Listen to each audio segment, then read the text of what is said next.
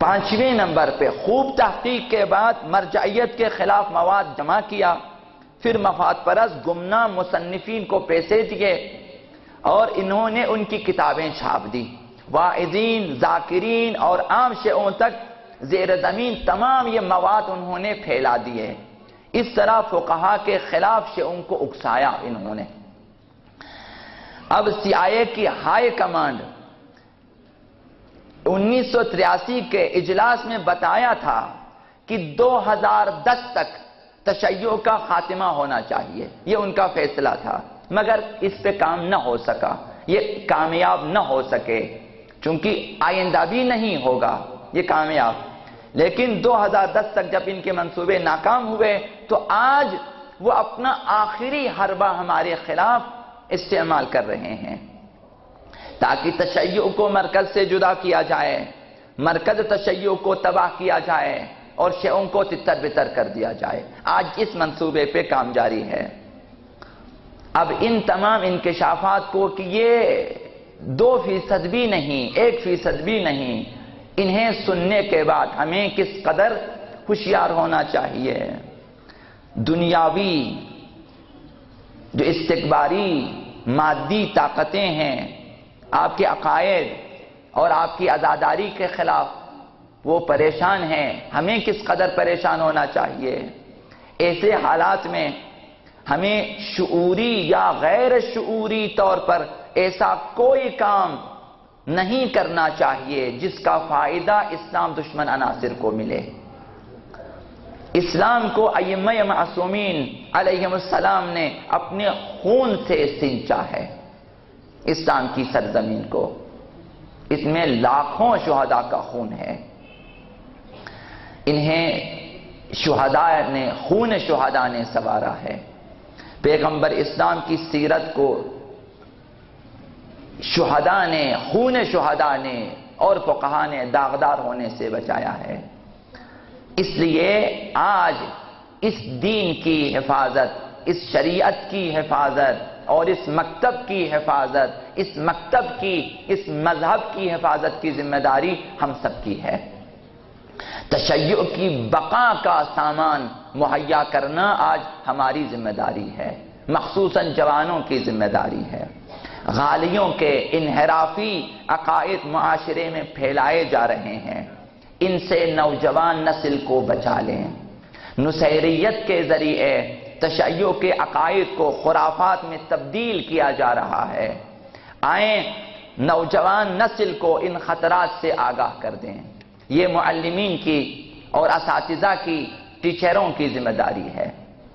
ایک اسلامی مختصر گروہ تبلیغ کرنے کے لیے پاکستان میں ایک مختصر گروہ ہے، میں ان کا عرض کروں کہ اندرون ملک، بیرون ملک لاتعداد مدارس انہوں نے بنائے ہیں۔ صرف پاکستان میں ان کے 50,000 بچے بچیاں مدارس میں پڑھتے، ایک مختصر گروپ ہے اسلامی مسلمان گروہ، 50,000 بچے بچیاں ان کے مدارس میں قرآن، حفظ، ناظرہ اور تجوید وغیرہ سیکھ رہے ہیں۔ کراچی میں صرف بچیوں کے لیے ان کے 1317 مدرسے ہیں، اسی مختصر گروہ کے صرف کراچی میں، جن میں 12,000 کے لگ بھگ بچیاں پڑھتی ہیں۔ دنیا کے 175 ممالک میں ان کی تبلیغی نشریات ہیں، مدارس ہیں۔ اس تنظیم کے 14 شعبے اس وقت پاکستان میں کام کر رہے ہیں۔ ہم اپنے اسی معاشرے میں دیکھیں، کوئی ایسا دینی ادارہ ہے جو اس پورے معاشرے کی تبلیغی ضرورتوں کو پوری کریں، جو معاشرے کے نوجوانوں کی فکری تعمیر کے لیے کوئی ادارہ ہے آپ کے پاس اس معاشرے میں؟ اگر نہیں ہے تو کیا ہم صرف بیٹھیں اور تنقید کریں لوگوں پہ، اس نے کام نہیں کیا، اس نے کام نہیں کیا، ہم ایک دوسرے کو سناتے رہیں؟ آئیں جگہ جگہ چھوٹے چھوٹے سینٹرز قائم کریں، دینیات سینٹرز قائم کریں، کلاسیں قائم کریں، تو آپ کے مختصر تعاون سے یہ کلاسیں چل سکتی ہیں، بغیر کسی سیاسی مقاصد کے، صرف نوجوانوں اور نونہالوں کی انہیں صاف شفاف اسلامی تعلیمات دیں اور کچھ نہ کریں، اور انہیں بے دینی کی طرف لے جانے والی انحرافی افکار سے بچائیں، انہیں دشمنوں کے پروپیگنڈوں سے آشنا کر دیں، مخصوصاً معلمین۔ ضرور آج کے حالات حاضرہ سے اپنے شاگردوں کو آگاہ کر دیں، ٹیچرز، اساتذہ اپنے شاگردوں کو بتا دیں کہ آج تشیع کے خلاف کیا ہو رہا ہے۔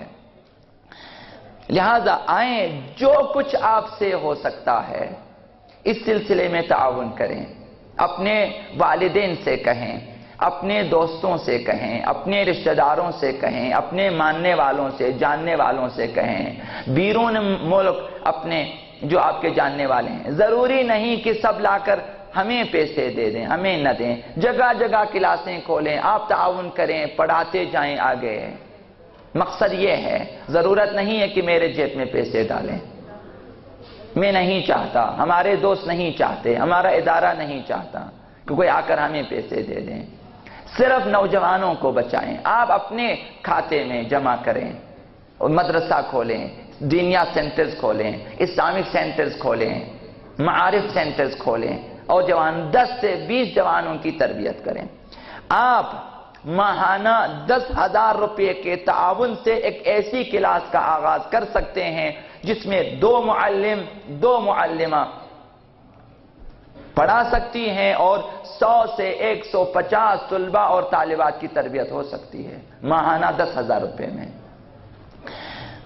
150 تک بچوں کی تربیت ہو سکتی ہے۔ یہ بچے ابتدائی احکام، عقائد، قرآن وغیرہ سے اور تجوید وغیرہ سے آشنا ہو سکتے ہیں۔ یہ بہت بڑا کام ہے۔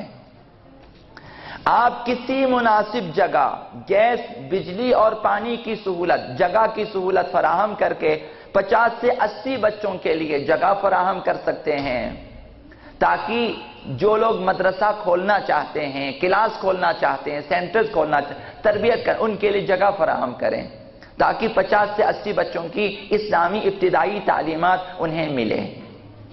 آپ اپنے گھر میں ایک معلم کا بندوبست کر سکتے ہیں۔ آپ 2,000، 2,500، 3,000 روپے ایک معلم کو دیں اپنے گھر میں، اور ہمسائے کے 8 سے 10 بچوں کو بلائیں اپنے گھر 1 گھنٹے کے لیے، تاکہ وہ آپ کے پاس آ جائیں، اور اس معلم کے توسط سے وہ 10 بچے تربیت حاصل کریں۔ انہیں قرآن پڑھا دیں، انہیں تجوید سکھا دیں، ان ابتدائی احکام اور عقائد، اور نونہال کورس انہیں ابتدائی طور پر پڑھا دیں۔ جنہوں نے ہماری نصابی کتاب نونہال کورس کا مطالعہ نہیں کیا ہے، ایک دفعہ کریں، اگر آپ کو پسند نہ آیا بے شک نہ پڑھائیں۔ آپ اس سے بہتر نصاب اگر پیدا کر سکے آپ وہ پڑھا دیں، لیکن ایک دفعہ دیکھیں، والدین پڑھیں اسے کہ اس میں کوئی سیاسی بات نہیں ہے، کوئی غیر مذہبی بات نہیں ہے۔ وہاں دیکھیں اگر یہ ضروری ہے کہ یہ کتاب نوجوانوں کو اپنے گھروں میں پڑھایا جائے۔ آپ کلاس بھی نہ کھولیں، آپ ایک پڑھی لکھی ماں ہے، بہن ہے، یا پڑھے لکھے والدین ہیں، آپ اس کتاب کو اپنے بچوں کو اپنے گھر میں پڑھا دیں، تاکہ اپنے گھر میں تربیت ہو سکے، اگر آپ کلاس نہیں کھول سکتے۔ لہذا ایک معلم کو 1.5 گھنٹے کے لیے 2,500، 3,000 روپے وظیفہ دے کے، تعاون کر کے، آپ 20 سے 30 بچوں کی کلاس آپ قائم کر سکتے اپنے گھر میں، اپنے گھر کے بیٹھک میں۔ 1.5 گھنٹے کے لیے ایک معلم کو بلائیں، 2,500-3,000 روپے ان کی مدد کریں، تعاون کریں ان کے ساتھ، تاکہ آپ کے 20-30 بچوں کی وہ تربیت ہوتی رہے سال بھر۔ تو کم ہے، آپ سال میں کتنے بچوں کی تربیت کر سکیں گے؟ اگر ہر 3-4 مہینے میں 30 بچے اگر ان کی تربیت ہو جائے۔ آپ کو اپنے دین، مذہب، ان کی حفاظت اور ترقی میں ضرور حصہ لینا ہے۔ نوجوان حصہ لیں بڑھ چڑھ کے، معلمین شرکت کریں اور حصہ لے لیں، اور مخیر حضرات شرکت کریں اور حصہ لے لیں۔ دین و مذہب و ملت کی حفاظت اور ترقی کا بہترین راستہ، میں پھر عرض کروں گا، دین و ملت کی ترقی کا بہترین راستہ انہیں کھانا کھلانا نہیں ہے، انہیں راشن دلانا نہیں ہے، ان کی تعلیم و تربیت ہے۔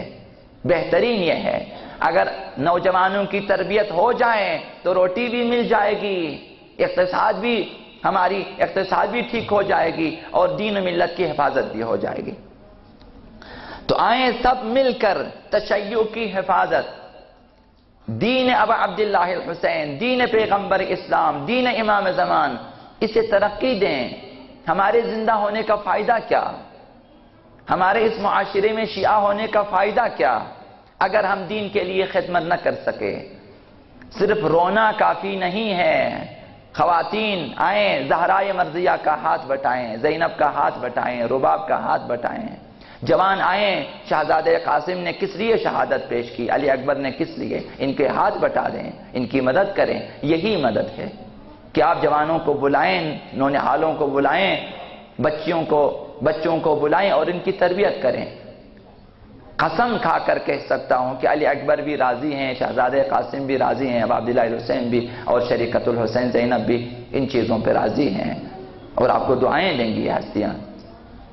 تو آئیں سب مل کر تشیع کی بقا، اس وقت اس معاشرے میں جو خطرہ ہے اس کے لیے اپنے جوانوں کی اور نونہالوں کی تربیت کریں۔ معلم ہو یا معلمہ، یہ خصوصی اہمیت کی حامل ہستیاں ہیں۔ اسی فکر کو مد نظر رکھ کر پڑھا دیں کہ اپنے شاگردوں کو آج کے حالات سے اور خطرناک حالات آشنا کر دیں، بتا دیں کہ خطرات یہ ہیں، ہمیں اس طرح سے آگے چلنا ہے، ہمیں کیا کیا احتیاطی تدابیر کرنی ہے، ہمیں اپنی بقا کے لیے کیا کرنا ہے، ہمیں اپنی حفاظت کے لیے، اپنے عقائد و افکار کی اور شریعت کی حفاظت کے لیے ہمیں کیا کرنا چاہیے۔ لہذا ہمیں بتانا ہوگا، اگر انہیں آپ تاریکی میں نہ رکھیں، انہیں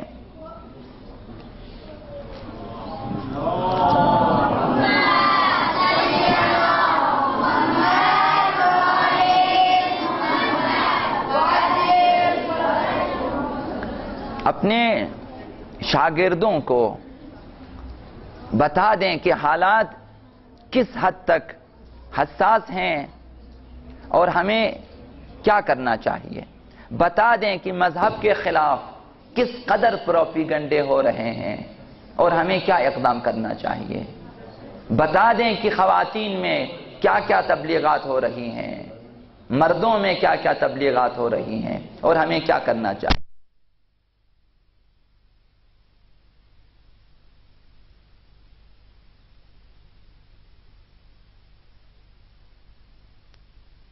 مذہب، قرآنی تعلیمات آسان الفاظ میں ان تک پہنچا دیں، پیار سے، محبت سے، ان کی خود عمل کریں، معلم ہو یا معلمہ، خود عمل کریں دینی احکام پہ، اور شاگردوں کو ترغیب دیں کہ عمل کریں، صرف پڑھنا مہم نہیں ہے، عمل کر کے دکھائیں، انہیں دین و ملت کے معمار بنانے کی کوشش کریں کہ وہ معاشرے کی خدمت کر سکیں، معاشرے میں کام آ سکیں، ان کی ایسی تربیت کریں کہ وہ ملت اور مذہب کے لیے مفید کام کر سکیں۔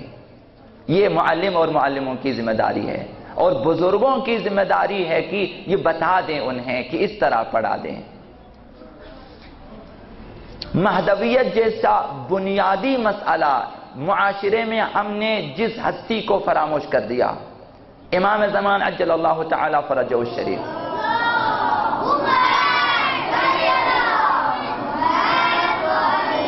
جس طرح کوفے والوں نے بلا دیا ابا عبداللہ الحسین کو، اس طرح ہم نے امام زمان کو فراموش کر دیا اور ہم عادی ہو گئے۔ انتہائی بنیادی مسئلہ ہے مہدویت، آج کلاسوں میں بتا دیں مہدویت کیا ہے، ضرور امام زمان کے بارے میں کچھ نہ کچھ باتیں ہونی چاہیے کلاسوں میں، تاکہ نوجوان معرفت امام زمان سے آشنا ہو سکیں۔ آپ کو معلوم ہے اور آپ جانتے ہیں کہ جو معرفت امام زمان کے بغیر، انتظار امام زمان کے بغیر، ظہور کے عقیدے کے بغیر مر جاتا ہے، وہ جاہلیت کی موت مرتا ہے، باقی دوسرے عقیدوں کی کوئی اہمیت نہیں ہوتی۔ ایک انسان ظہور کا انتظار نہ کرتا اور مر جائے، وہ جاہلیت کی موت مرتا ہے، کوئی عمل اس کا قبول نہیں ہے، حتیٰ اس کا دین بھی قبول نہیں ہے خدا کی نظر میں۔ تو لہذا اس بنیادی مسئلے کو بتا دیں کہ دیکھیں اس کے بغیر دین قبول نہیں ہے، اس کے بغیر اعمال قبول نہیں ہے، اس کے بغیر جاہلیت کی موت ہے، لہذا امام زمان سے آشنا کر دیں۔ چونکہ ہم ظہور کی طرف جا رہے ہیں تو تمام کلاسوں میں واجب عینی سمجھیں کہ شاگرد سنیں اور استاد امام زمان کے بارے میں انہیں آگاہی دیں۔ لہذا مہدویت جیسے بنیادی موضوعات سے آشنا کر دیں۔ معرفت امام زمان واجب ترین مسئلہ ہے اس وقت ہمارے لیے، انہیں اپنے درس اور تعلیم و تربیت کا حصہ بنا دیں۔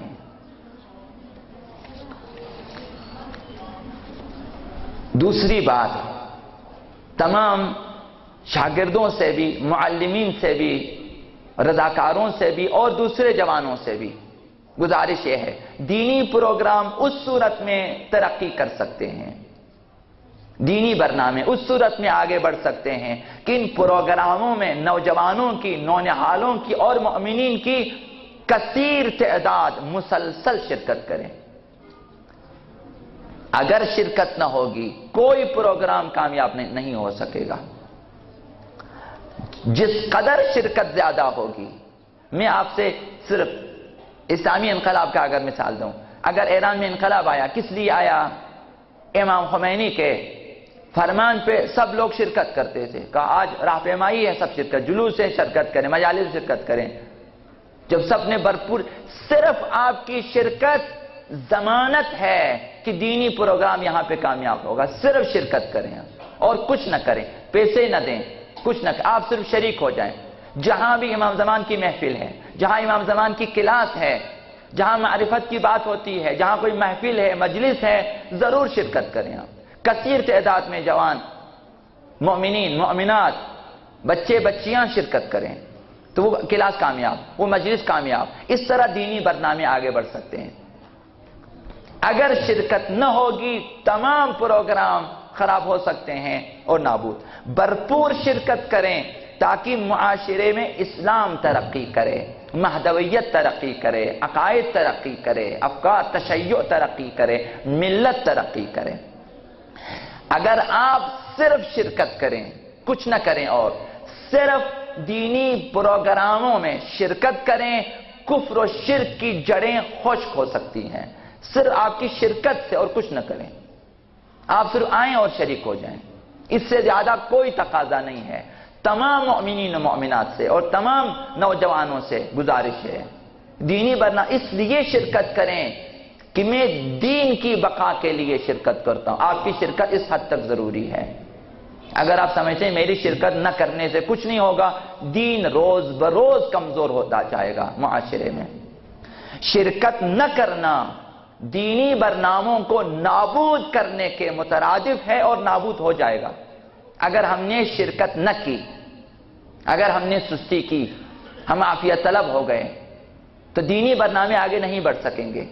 صرف آپ شریک ہو جائیں۔ کوئز پروگرام ہے، نہ صرف ہمارے، جس گروہ نے، جس مؤمن نے، جس ادارے نے پروگرام رکھا اہل بیت کے بارے اسلام، آپ شرکت کریں۔ تقریری مقابلہ، تحریری مقابلہ ہو یا کوئز مقابلہ ہے، شرکت کریں یا کلاسیں، سب کو کامیاب ہونا چاہیے۔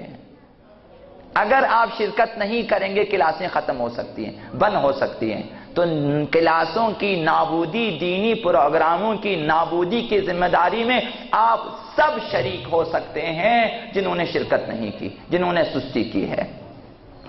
مجھے بتا دیں آج تک دینی پروگرام لوگوں کی شرکت نہ ہونے کی وجہ سے ہے۔ دشمنوں کے منصوبے کیسے ناکام ہو جاتے ہیں؟ جب آپ شرکت کریں، ناکام ہو سکتے ہیں۔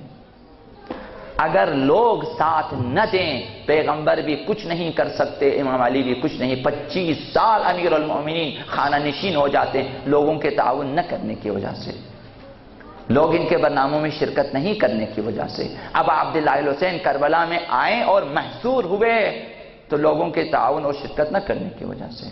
امام حسن تنہا ہوئے اس وجہ سے۔ تو آپ باور کریں، ابھی تو نہ امام حسن یہاں پہ موجود، نہ امام حسین، نہ امام علی، ابھی تو یہی آپ ہیں اور دین۔ ابھی آپ اگر شرکت نہ کریں، آپ برنامہ رکھیں، دوستوں پہ شرکت کرنا واجب ہے، تعاون کرنا واجب ہے، اور واجب عینی، واجب شرعی، واجب اخلاقی انسانی ہے، آسان مسئلہ نہیں ہے۔ صرف سنیں، عمل کرنا نہ کرنا یہ آپ لوگوں کی مرضی ہے۔ اکثر دینی مذہبی پروگراموں کی کمزوری اور ناکامی کی ایک وجہ کارکنوں کا، رضاکاروں کا، معلمین کا ایک دوسرے کو برداشت نہ کرنا ہے۔ تو آئیں ایک دوسرے کو برداشت کریں، ایک دوسرے کی غلطیوں سے درگزر کریں۔ وہ چھوٹی چھوٹی باتیں ہوتی جو آپ کو پسند نہیں ہیں، درگزر کریں، برداشت کریں، امام زمان کے لیے، خدا کے لیے، اہل بیت کے لیے، قرآن کی ترقی کے لیے۔ چند افراد رضاکار ملتے ہیں کہ جو کام کریں، اب وہ ان میں بھی اگر ناچاکی پیدا، وہ ایک دوسرے کو میں اس کے ساتھ کام نہیں کروں گا، میں اس کے ساتھ کام نہیں کروں گا، تو پھر آپ کے لیے فرشتے کہاں سے لائیں کہ آپ کے ساتھ کام کریں؟ ہر ایک میں کسی طرح سے کمی ہوتی ہے، نقص ہوتا ہے، تو برداشت کرنا ہے۔ اگر چاہتے ہیں امام زمان کے سامنے سرخرو ہو جائیں تو ایک دوسرے کو برداشت کریں، معلمات ایک دوسرے کو برداشت کریں، معلمین ایک دوسرے کو برداشت کریں، قراء ایک دوسرے کو برداشت کریں، رضاکار ایک دوسرے کو برداشت کریں، ایک دوسرے کے ساتھ دوستی کریں۔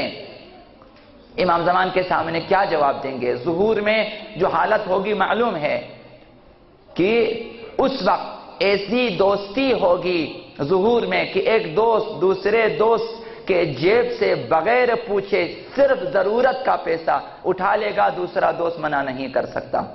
اتنی دوستی ہم میں ہونی چاہیے کہ آپ کے جیب سے آپ سے پوچھے بغیر ضرورت کے پیسے اٹھا لیں اور آپ منع نہ کریں، چونکہ اسے ضرورت ہے مجھ سے لینا ہے۔ اس حد تک ہماری دوستی ہونی چاہیے۔ اگر ہمارے آپس میں دوستی نہ ہو تو ہم کام نہیں کر سکتے، دینی مذہبی پروگرام آگے نہیں بڑھ سکتے۔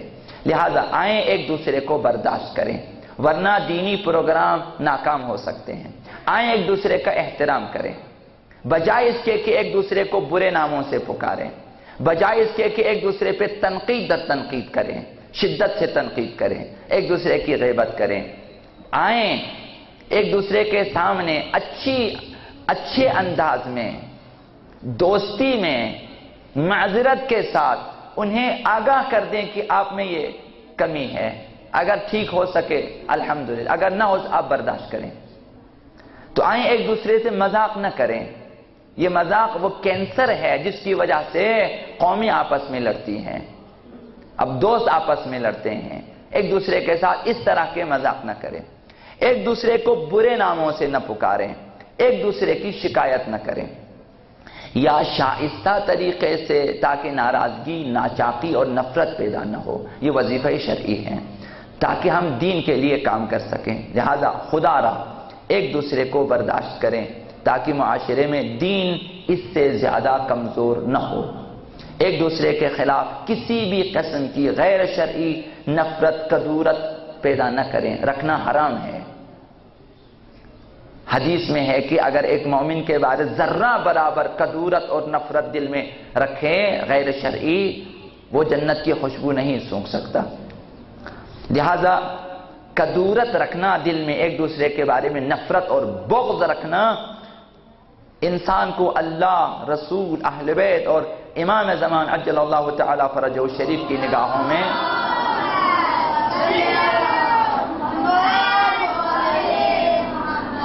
قابل نفرت بنا دیتا ہے۔